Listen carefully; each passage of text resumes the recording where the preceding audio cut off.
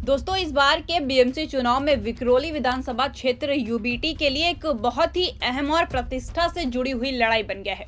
पिछली बार यहाँ यूबीटी के विधायक सुनील राउत की अगुवाई में पार्टी के कुल 3 सीटें जीती थी। उस जीत से इस क्षेत्र में यूबीटी की पकड़ मजबूत मानी जा रही थी और कार्यकर्ताओं में भी उत्साह था।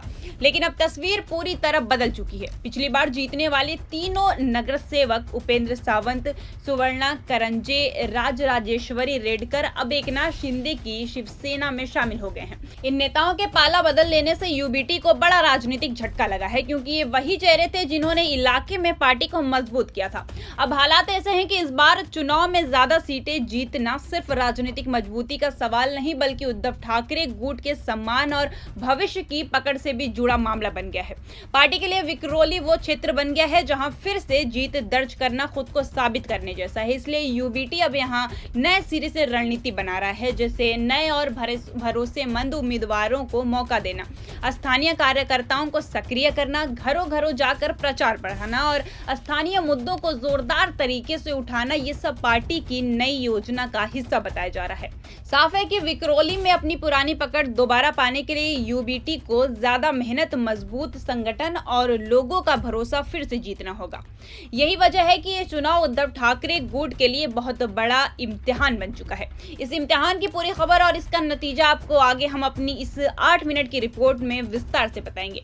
नमस्कार, मैं फिजा, स्वागत है आप सभी का 4 PM न्यूज पे। दोस्तों, उद्धव ठाकरे गुट के लिए विक्रोली विधानसभा में हालात काफी मुश्किल हो गए हैं। यहाँ काम करने वाले सोशल वर्कर पुरुषोत्तम सिंह का कहना है कि पिछली बार यूबीटी ने जिन 3 सीटों पर जीत हासिल की थी, वो तीनों सीटें अब टूटकर शिंदे गुट की शिवसेना में चली गई है।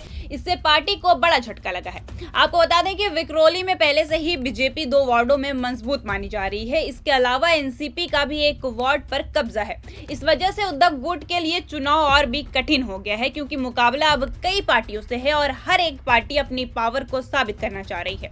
अब सबसे बड़ी चुनौती यह है कि जो पुराने वोटर्स पार्टी से दूर हो गए हैं, उन्हें वापस कैसे जोड़ा जाए। दोस्तों, टूट चुका वोट बैंक वापस पाना आसान नहीं होता। लोगों का भरोसा दोबारा जीतने के लिए काफी मेहनत, लगातार संपर्क और सही रणनीति की जरूरत होती है। मतलब अब उद्धव गुट का सबसे ज्यादा फोकस पिछले चुनाव में खोई हुई तीनों सीटों पर दोबारा पकड़ बनाना और लोगों तक पहुंच बढ़ाना है। उन्हें भरोसा दिलाना कि ये पार्टी फिर से मजबूत होकर काम करेगी, यही है। कुल मिलाकर इस बार विक्रोली में उद्धव सेना और शिंदे सेना के बीच एक कड़ी और दिलचस्प टक्कर देखने को मिलेगी। दोनों की गुट अपनी अपनी ताकत दिखाने की कोशिश में है और जनता तय करेगी कि किस पर भरोसा किया जाए। विक्रोली के 6 वार्ड में चुनावी हलचल काफी तेज है। आपको बता दें कि विक्रोली विधानसभा क्षेत्र राजनीतिक रूप से काफी महत्वपूर्ण माना जाता है। यहाँ कुल 6 नगर सेवक वार्ड आते हैं: 111, 117, 118, 119 और 120 और 122। पिछली बार के चुनाव में इनमें से 3 सीटें शिवसेना संयुक्त के कब्जे में थी, जिससे इस क्षेत्र में उद्धव ठाकरे गुट की पकड़ मजबूत दिखाई गई थी।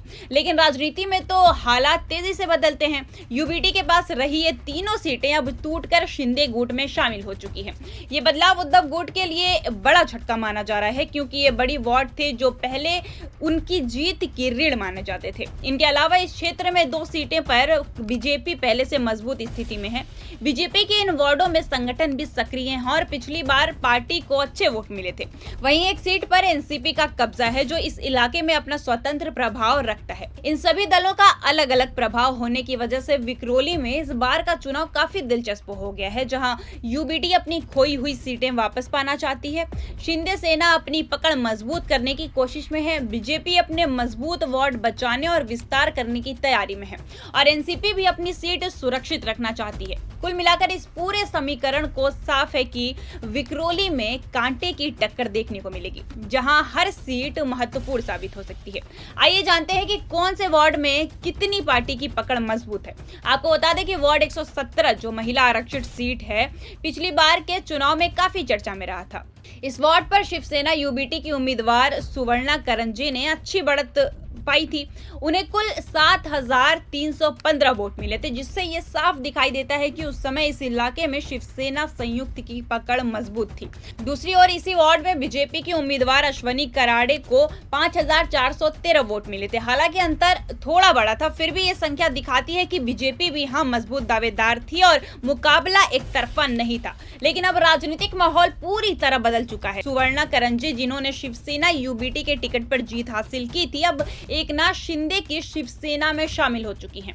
उनके शिंदे गुट में जाने से इस वार्ड का राजनीतिक समीकरण पूरी तरह से बदल चुका है। अब सवाल यह है कि क्या करंजे अपने पुराने वोटरों को शिंदे सेना के लिए फिर से जोड़ पाएंगी?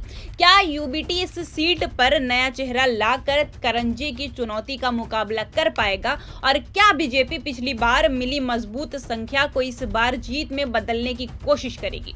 कुल मिलाकर वार्ड 117 में इस बार बहुत ही रोचक और तगड़ा मुकाबला देखने को मिलेगा, क्योंकि अब ये सीट तीनों दलों के लिए अहम बन चुकी है। अब बात करते हैं वार्ड 118 की। वार्ड 118 पिछले चुनाव में वास्तव में बेहद रोमांचक और कांटे की टक्कर के लिए जाना जाता था। इस वार्ड पर शिवसेना यूबीटी के उम्मीदवार उपेंद्र सावंत ने शानदार प्रदर्शन करते हुए कुल 9,092 वोट हासिल किए थे।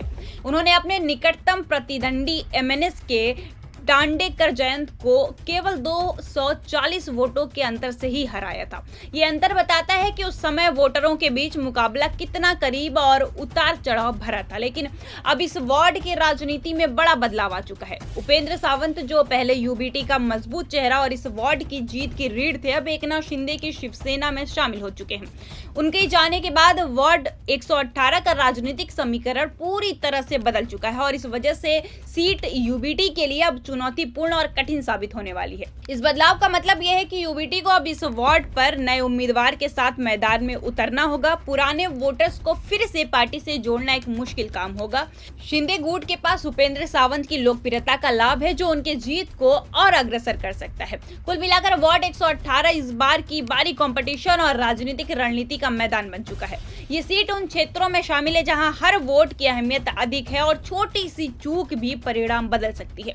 यूबीटी के लिए ये चुनौती केवल जीतने की नहीं, बल्कि अपनी राजनीतिक पकड़ बचाने की भी परीक्षा है। अब वार्ड 119 की तरफ एक नजर डालते हैं। पिछली बार यहाँ मनीषा राहाटे एनसीपी को 6,979 वोट और सुनीता हांडे को, जो कि यूबीटी से, उन्होंने 6,669 वोट पाए थे। सिर्फ 310 वोटों के अंतर ने इसे हाई प्रोफाइल सीट बनाया था। आपको बता दें कि वार्ड 120 जो महिला आरक्षित सीट है, पिछले चुनाव में काफी चर्चा में रही थी। इस वार्ड पर शिवसेना यूबीटी की उम्मीदवार राजेश्वरी रेडकर ने शानदार जीत हासिल की थी। उन्होंने कुल 7,770 वोट मिले थे, जबकि उनके सभी करीबी प्रतियोगी एनसीपी की चारू शर्मा को 3,688 वोट ही मिले थे। इस अंतर से स्पष्ट था कि उस समय राजेश्वरी की लोकप्रियता और शिवसेना संयुक्त की पकड़ इस वार्ड में काफी मजबूत थी। लेकिन अब राजनीतिक स्थिति पूरी तरह बदल चुकी है। राजेश्वरी रेडकर, जिन्होंने पहले यूबीटी के टिकट पर जीत हासिल की थी, अब एकनाथ शिंदे की शिवसेना में शामिल हो गई हैं। उनके शिंदे गुट में जाने से इस वार्ड का राजनीतिक समीकरण पूरी तरह बदल चुका है। इसका बदलाव साफ है कि यूबीटी को अब इस वार्ड में नए उम्मीदवार के साथ चुनाव लड़ना होगा। राजेश्वरी की लोकप्रियता और वोट बैंक अब शिंदे गुट के साथ चला गया है, जिससे यूबीटी के लिए यह सीट काफी चुनौतीपूर्ण बन गई है। एनसीपी और बीजेपी भी इस वार्ड को अपने पक्ष में करने की कोशिश करेंगे। कुल मिलाकर वार्ड 120 भी इस बार भारी मुकाबले और रणनीति का मैदान बन चुका है। दोस्तों, ये वही वार्ड है जहां हर वोट की अहमियत अधिक है और ये तय करेगा कि शिंदे गुट अपनी पकड़ और लोकप्रियता दिखा पाएगा या यूबीटी नई रणनीति के दम पर इसे फिर से जीत जाएगा। अब बात करते हैं कि इन वोटर्स का परिणाम पर कितना असर होगा। दोस्तों, विक्रोली विधानसभा क्षेत्र में कुल 6 वार्ड हैं, 111, 117, 118, 119, 120 और 122। हर वार्ड में मतदाताओं की भाषा, समुदाय और जातीय संरचना अलग है, जो चुनावी नतीजे को प्रभावित करती है। वार्ड 117 में लगभग 70% मतदाता मराठी भाषी हैं। इसके अलावा यहाँ लगभग 15% ईसाई समुदाय, 10% यूपी बिहार से आए लोग और बाकी 5% मुस्लिम और अन्य समुदाय के लोग हैं। इस वार्ड में मराठी भाषियों की संख्या अधिक होने के कारण मराठी भाषी उम्मीदवार या पार्टी को फायदा हो सकता है। वार्ड 118 में एससी आबादी की संख्या 10,000 से ज्यादा है। यहाँ लगभग 90% मतदाता मराठी भाषी, 3 से 4% यूपी से आए लोग और बाकी 7% अन्य जातियों और समुदाय के लोग शामिल हैं। इस वार्ड में एससी और मराठी वोटर्स का भारी प्रभाव चुनाव के नतीजे तय करने में महत्वपूर्ण भूमिका निभा सकता है। वार्ड 119 में 60% मतदाता मराठी भाषीय है, बाकी 40% में यूपी बिहार से आए लोग, मुस्लिम, गुजराती, मारवाड़ी और ईसाई समुदाय के मतदाता शामिल हैं। इस मिक्सचर वोट बैंक के कारण यहाँ चुनावी मुकाबला और अधिक जटिल और दिलचस्प हो सकता है। वार्ड 120 में लगभग 70% मतदाता मराठी भाषी, 20% यूपी बिहार से आए लोग और 5 मुस्लिम समेत अन्य समुदाय के लोग मौजूद हैं। यहाँ मराठी भाषी वोटरों का प्रभाव प्रमुख रहेगा, लेकिन यूपी बिहार और अन्य समुदाय के मत भी अहम साबित हो सकते हैं।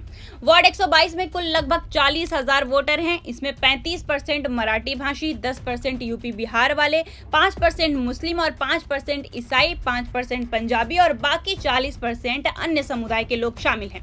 इस वार्ड की विविधता के कारण हर पार्टी को विभिन्न समुदाय को साथ जोड़ने की रणनीति बनानी होगी। वार्ड 111 में लगभग 70% मतदाता मराठी भाषी है।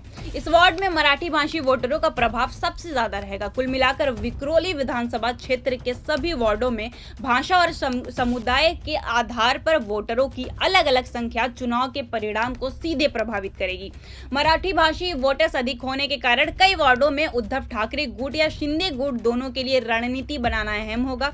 वहीं यूपी बिहार मुस्लिम, ईसाई, गुजराती, मारवाड़ी और पंजाबी जैसे अन्य समुदाय के वोट भी किसी भी वार्ड में परिणाम बदलने की क्षमता रखते हैं। ये चुनाव केवल उम्मीदवार की लोकप्रियता नहीं बल्कि समुदाय, भाषा और वोटिंग पैटर्न की रणनीति पर भी निर्भर करेगा। अब सबकी नजरें चुनाव और इसके रिजल्ट पर टिकी हुई है। देखते हैं कि आखिर क्या होता है, क्या उद्धव अपनी जीत वापस ला पाएंगे या नहीं। फिलहाल के लिए बस इतना ही। मिलते हैं अब आपसे अगली अपडेट के साथ। तब तक के लिए नमस्कार। देखते रहिए 4PM।